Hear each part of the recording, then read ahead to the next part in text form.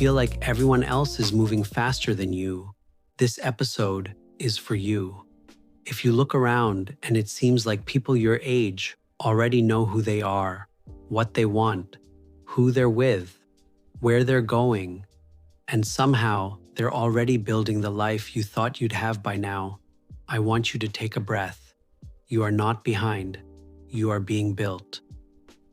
Welcome to Mentoring Myself, real guidance for finding peace, purpose, stability, and success.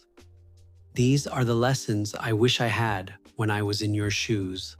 I'm Christos, and today I want to talk about one of the quietest pressures many people carry, especially in their 20s and early 30s.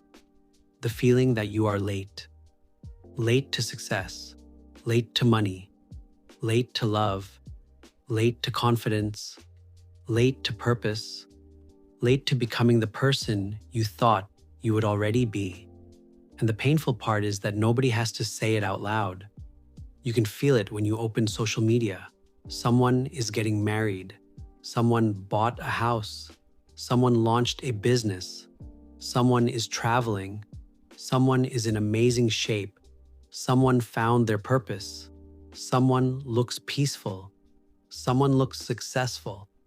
Someone looks like they figured out the exact thing you are still trying to understand. And then this quiet voice comes in. What am I doing with my life? I should be further ahead by now. I should know by now. I should have more by now. I should be more by now. But here is something I wish I understood earlier. Your life is not broken just because it does not look like someone else's timeline. Sometimes the season you are in is not a delay. Sometimes it is development. There were many times in my life where my path did not look perfectly linear. I have moved through business, real estate, coaching, spirituality, creativity, writing, podcasting, and personal growth.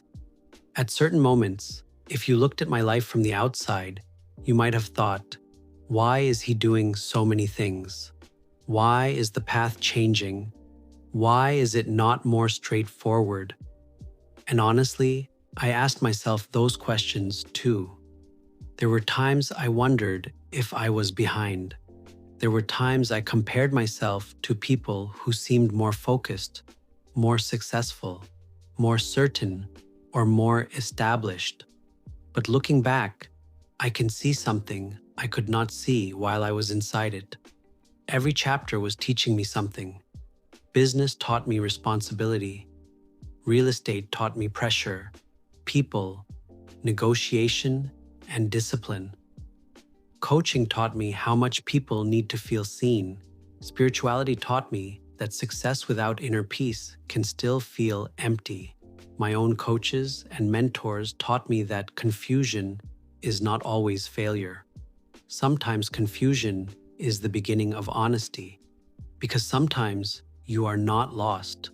Sometimes your old map has simply expired, and that is a very different thing. A lot of young adults are trying to build a future using a map they inherited from parents, culture, school, social media, or the version of success they thought they wanted at 16. But then life starts asking deeper questions. Do you actually want that career? Do you actually want that lifestyle? Do you actually like the person you are becoming? Are you chasing success because it feels true, or because you are scared of looking unsuccessful? Are you building a life, or are you performing one? These are not easy questions, but they are important ones. And if you are asking them, it does not mean you are failing. It might mean you are waking up. The problem is that we often mistake uncertainty for weakness. We think, if I were confident, I would know exactly what to do. But real life does not always work that way. Sometimes confidence comes after movement, not before it. Sometimes clarity comes after trying, failing, adjusting, and trying again. Sometimes purpose is not discovered in a lightning bolt moment.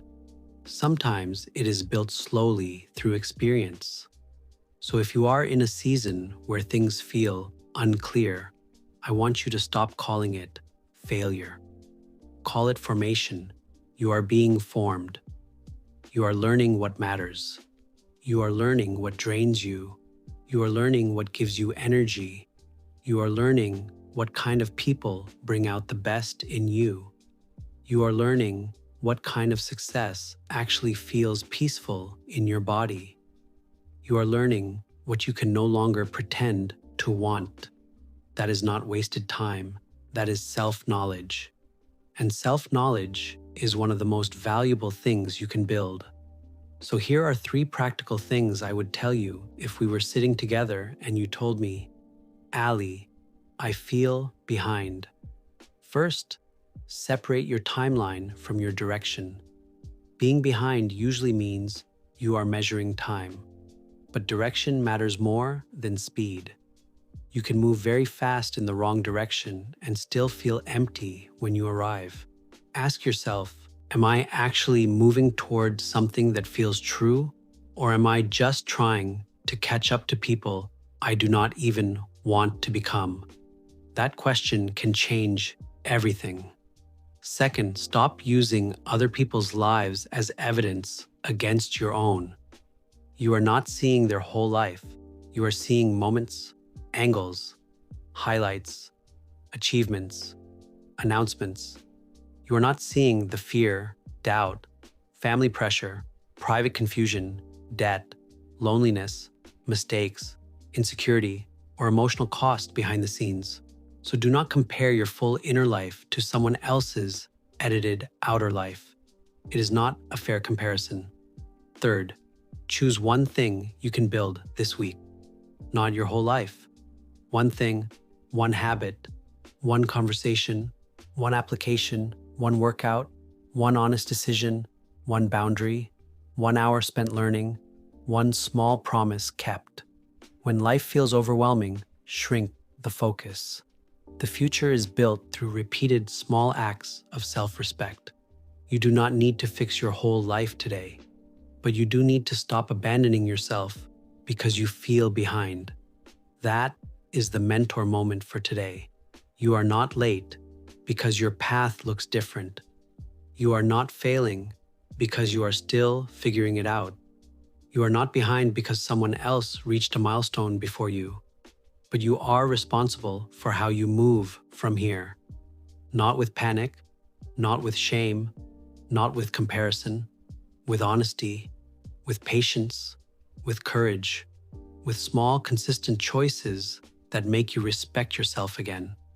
Because one day you may look back at this exact season, the one that feels uncertain, slow, confusing, or uncomfortable, and realize it was not the season where your life fell apart.